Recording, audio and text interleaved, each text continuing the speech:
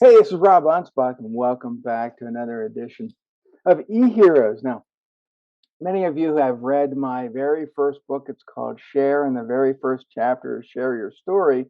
And I wanted to bring on what I call an artist. She actually has her own podcast called Leap Into Your Story. And I believe that, sharing that story is very important. So I want to welcome Vyktorya Andersen. And I think it's going to be a really fun interview. Thank you, Rob. Great introduction. It's a great pleasure to speak with you today, and I think so too. As we were talking off air, we were talking about books, and many people know that I've either written or produced a lot of books, and if I can write a book, anybody can write a book. I mean, but you also have written books, and I can see a few of them back there. And probably you shared your story quite a bit in those books. I did, especially considering their memoirs, and they're all about me. But one of my favorite things about sharing your story, because I'm very passionate about that. I can write nonfiction, fiction books, but really the memoir is the heart of what motivates me not only to write my own, and I have a fourth one. Most people write only one memoir, but you know, I Yeah. do the volume set apparently because I have a lot to say. But what's great about that is, everyone has their unique story. Hmm. And that's really the power of uh, who we are, is Hmm. what our story is. And one of the great pleasures about not only talking about my life and some of the strange is I'm a paranormal. Usually, it's all centered around paranormal, Hmm. but having the ability to include other people's stories that have interacted me, who've been my heroes, who've been my villains, Hmm. all encompassed into a book where you kind of not only share your life, but you share the lives of other people, and also giving a voice to other people who maybe didn't have the the confidence to ever write a book about some of their great things. I was able to share that in mine. Right. And I think a lot of people, they look back on their past and they think, oh, that's not a very good story, or who's going to read that, or people are going to make fun of me. And yet when they start putting it on paper, people are like, wow, that's I feel for that person, or that person inspires me. And you're never going to know until you put that your story down on paper. Right. And that's true because I bring out a lot of details in there, and one of the things that I guess I underestimated is who would want to read about me. Hmm. Okay. So to my surprise, you should have seen the feedback. I mean, I had elementary school people who are on my social media reading my book. I have family members who are reading my book, and they were surprised at some of the family history they never knew about, and they Hmm. didn't know about it until they read my book because just never came up, or they're distant, they moved away and never realized that maybe some of the history that had been interesting history that would have been lost had I not captured that. But even in my professional life, coworkers, I've done real estate. I've had real estate clients read my books, and there's a lot of very intimate details. Hmm. And to my surprise, nobody made fun of anything. Hmm. Yeah, Um, it's mhm, and it's a mindset, because we get in right. our own heads and say, well, who's going to read that? Why would someone find my story interesting? And the thing is that there's millions of people on this planet, billions of people, and there are people out there looking for a story that can be related or relatable to their own. They need to Right. have that hero. And Ex- you might not think that you're that hero, but you put that story down and someone reads it and it can have a big impact on them. Believe me, you become the hero. exactly. And that's, I've talked a little bit about the people who I knew, but I haven't really gone into, so the people I didn't know who was reading my story, and exactly for that same point, was that, I needed somebody to, feel connected to with that issue, or just maybe confirm, because a lot of times certain things come up, we don't really know how to process those emotions or Mhm. thoughts and feelings. So even if you have a story about that situation, and just say, I you know what, that's how I felt. Mhm. That's, I felt like that's how I was supposed to felt. And maybe the people around me never conferred that, but your story similar to mine, that's exactly how I felt. And I Mhm. needed that. Yeah. How long did it take you to write your book or books? Well, each book took about 2 years to write. The editing process, that's a whole different Mhm. story. I swear, I mean, I did have a professional editor, but as I let certain things kind of sink in, as I matured as an author, not only Mhm. as a person, and season myself, I wanted to rewrite things differently as I had better insights. Mhm. So I'm pretty sure I drove my professional editor to drinking Yeah. because I needed the 12-step program to stop editing. But I'm a good girl now. I don't drive anybody crazy, and but for now, it's taken about maybe 2.5 years. I've cut back because I've gotten better at editing while I'm writing. Mhm. So I'm all about streamlining, because I have 3 more books coming down the chute this year. So I Yeah. With all me, has to be all ready, and I'm simultaneously writing and having them edit it kind of at the same time, and see yeah. how well that works. I So mean, with our process, we've gotten it down to a science where, but our books are between 120 to 150 pages. So, we have a system, we can go through it and edit it very quickly. And we're putting out about 4 books a year. But, you know, I think everybody has their own style. And what I've learned after the first book versus after the 30th some book is that, I throw perfection sometimes out the window because you got to say to yourself, good is good enough, but how much more time, effort, and money am I going to waste to try to make this thing perfect? yes, And it's never agreed. going to be perfect. So get it out there, start making some money, and then you can always go back and update it, correct it, or edit it the way you want. Kind of like the whole George Lucas and Star Wars thing. You put out something, and then after a couple of years, you got some more money, you want to improve it. Although I don't think any of his improvements were really improvements. I just think they were. No.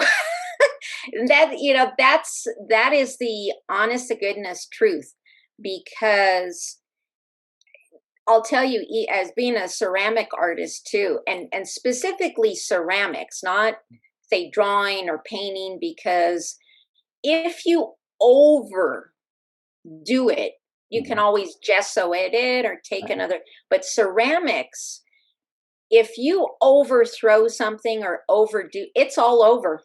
Yeah. It's gone. You Yeah. have to start with your clump of clay again. And I can clearly see that in some points that was happening to me, where I had to really, I over edited a point that it wrecked the chapter, and I had to go back to the actual draft because it lost something too. Yeah. Um, In high school, I took pottery, ah, and we were all making these big vases and everything, and everybody's looking at me and they're like, Rob, you just kind of, because I didn't want to be there, but so I just kind of threw it together, and I was lazy about it, and everybody else was being very meticulous. Mine was the only one that made it through the kiln. Everybody else is cracked or broke and whatever. And the thing is, that was 35 years ago, and my mom still has it up on the mantle. Nice, nice. So, you know, But then there's another side of pottery now. I got another story about pottery and bringing this to the the opposite, where you're super editing because of your own mhm, drive in it. But there's times where I had to go against the publisher or go against the editor, like my pottery teacher, who I was very big into mixed clays, and he was all like, well, did you measure this and the shrinkage rate? Because you're going to put it through the kiln and it's all going to separate. I'm like, shrinkage rate? They just all look cool together, dude. And again, my stuff made it through the kiln perfectly. And I didn't care because there's a certain something you just have to follow mhm, your own way, yeah, even though the experts are trying to tell you that you need to do it a certain way. mhm, Sometimes you just have to listen to the beat of your own drum, right. because that's going to be the better way, and go against experts or other mentors. Um, Yeah, when we share our story, we share it in our own unique way because right, we are the ones who lived it. And as someone who publishes other people's books, I can't go through and edit their experience because right. I could say, hey, well, you know what, this sounds too grammar perfect. And when I say that, it's like, hey, you just came out of some Queen's English classroom. Nobody talks like that. So why don't we just change it a little bit so it's more conversational, so it sounds like you? Oh, okay. Just little stuff. But I'm not going to change your story because that's what happened to you. And Right. and I never say, "Hey, you know what? Your story should be more PC," because, to me, I don't want that. I want your unique story. That's what sells. That's what people want. We're tired of whitewashing, history. So why do That's it to yourself?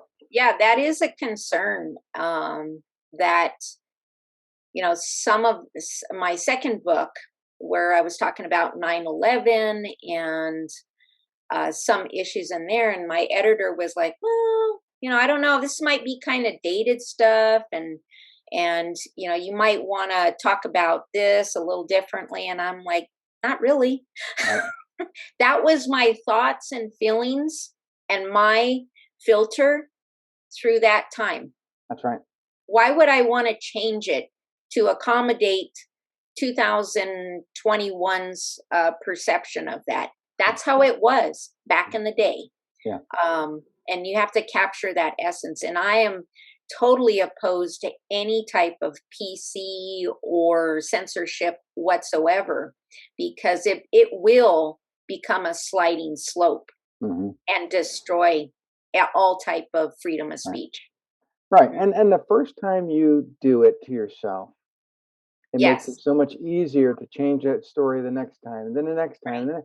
and then you get up on stage, or you meet somebody, and they want you to share that story, and you're like, okay, which story? Because I've changed it so many times that Right, where'd they hear it from? Did they read it in the book? And now you don't even know how to tell your own story because you change it. So don't do that. right.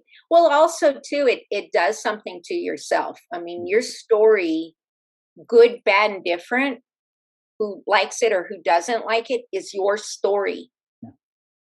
And when you're forced to alter it to fit something else or someone else, you destroy basically your superpower. That's Mhm. your kryptonite. That's right. So yeah, I don't do that.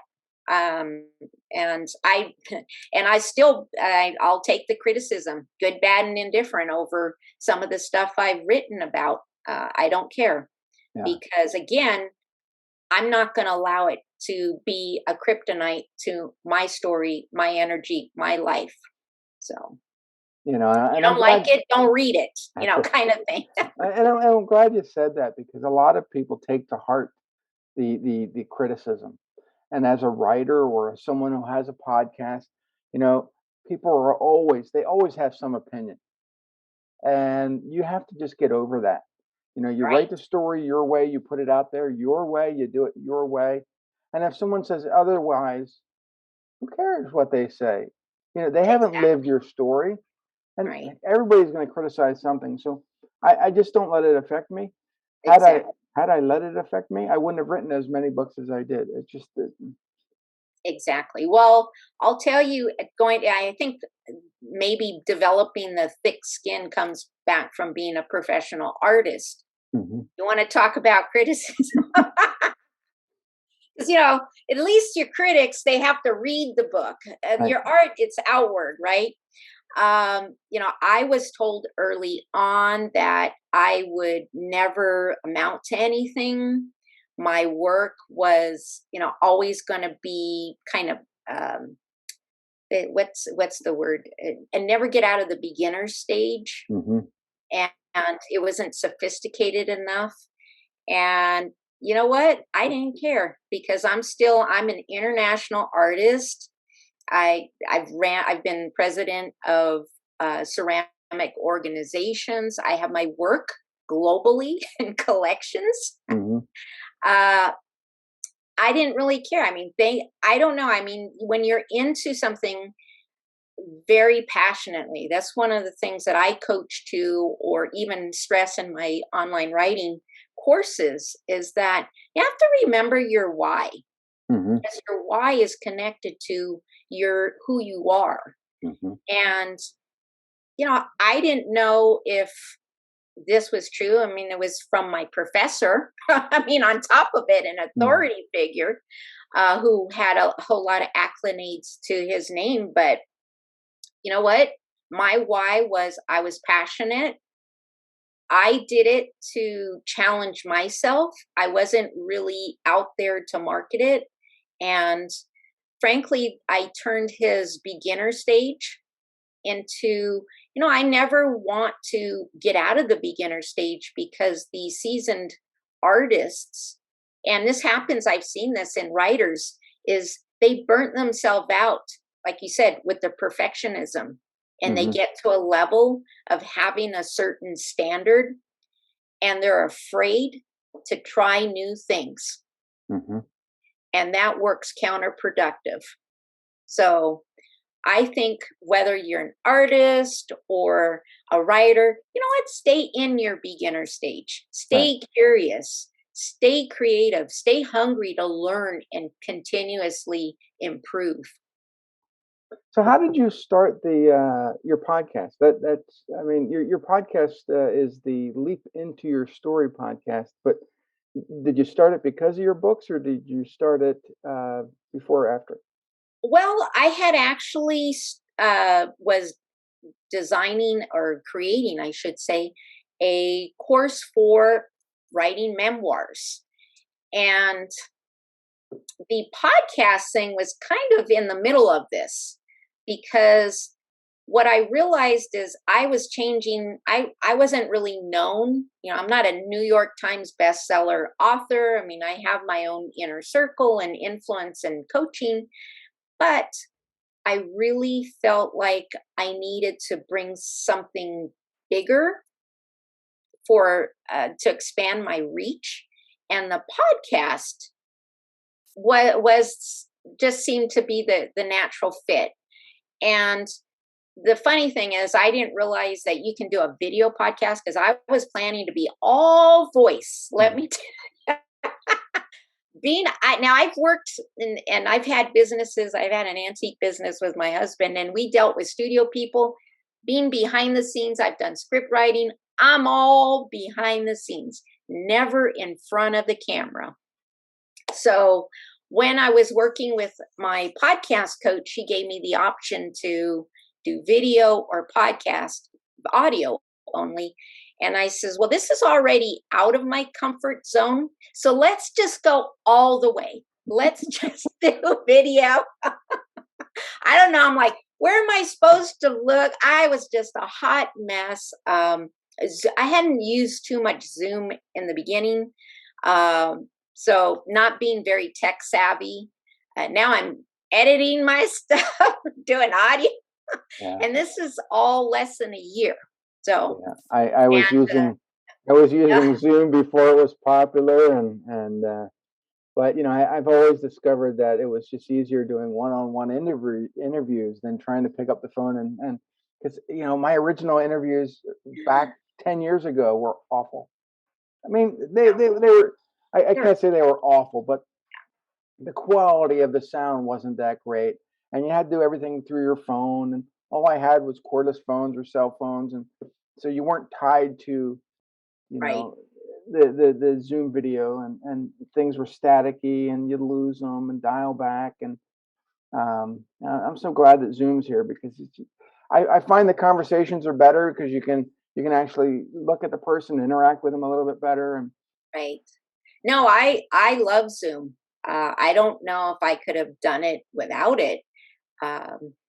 Even the audio. I just realized that just audio only kind of lacks a certain depth. right, Because a lot of communication we take in various ways. We take in the audio, we take in the visual, the hand stuff. mm, Just brings a different dimension, and it was well worth coming out of my comfort zone because the whole leap into your story is to get people to, well, leap into their story, right? right, Whether you're memoir, fiction, nonfiction.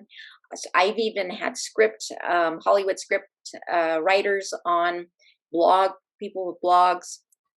It depends on what you feel comfortable with, but mhm, I would challenge everybody, if you are doing a blog, well, maybe do podcast or vlog. Keep taking that step out there, right. because each one of those is a good medium to share your story, share your insight. But I would challenge everybody, just keep pushing the stretch goals for yourself and get out of that comfort zone, Mhm. because a little bit of pain is going to be a great deal of gain. Right. And I started out as a blogger, and I started writing articles for magazines, and then video came out, YouTube, and then started making videos, and so for me to interview people became very natural. I mean, it was just other people are like, Rob, I can't do that. Yeah, it's just too much. Well, you take it one step at a time. You're not going to become an expert right away. In fact, Right. this is episode 182. And I still don't consider myself an expert. I'm just a guy that likes to do this, and I'm doing it for a reason to help educate the listeners and help them be better entrepreneurs. And everybody I interview is a little different. They always have a different story to tell or a different advice to give. And for me, that's the best way to learn. It is. I've learned a lot from my guests, not only my listeners but myself. Hmm. Definitely, just accumulation of all that experience filters through you Hmm. and makes you a better everything. Right. So, So how do people find you? Where do they go? well, you can find Leap Into Your Story on pretty much most platforms. Is Facebook, LinkedIn, Twitter, Instagram, and Pinterest. I am on Clubhouse too, so if you want to check that out, or you can find my personal profile on Facebook, which is under my artist brand, which is spelled a little different. Vyktorya is spelled Vyktorya, because as I shared earlier, that was my original intentions on social media, which I had zero interest in interacting with.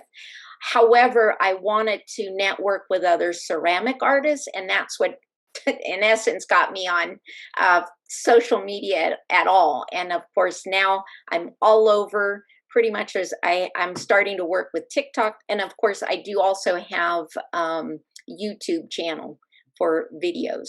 So to So look at on the on podcast. on Facebook, it's Victoria with two Y's, not I's, Yeah. Anderson, but everywhere else it's just plain old Victoria. Vyktorya Andersen, yes. And you'll probably see myself coming up for real estate, because I do occasionally part time on referrals. So Yeah, Shameless plug there too. well, I'm gonna give you a little bit of a plug too. It's I'm actually looking at your website as we speak and as we do this podcast. And for everybody else, go on to leapintoyourstory.com. Vyktorya actually has a free course, and that'll help you.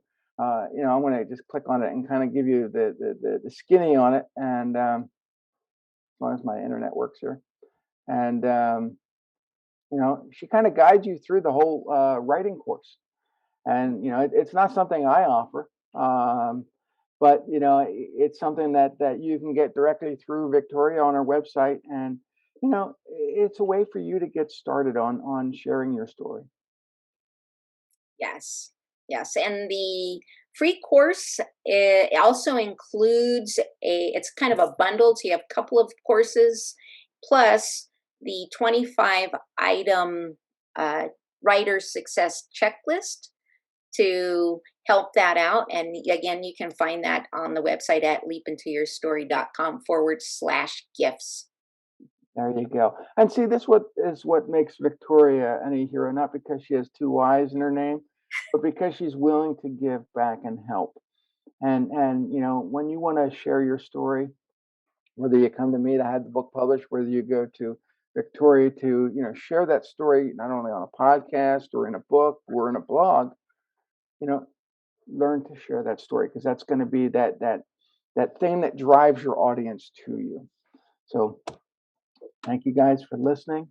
Hope you learned something, and we'll see you guys on the next episode.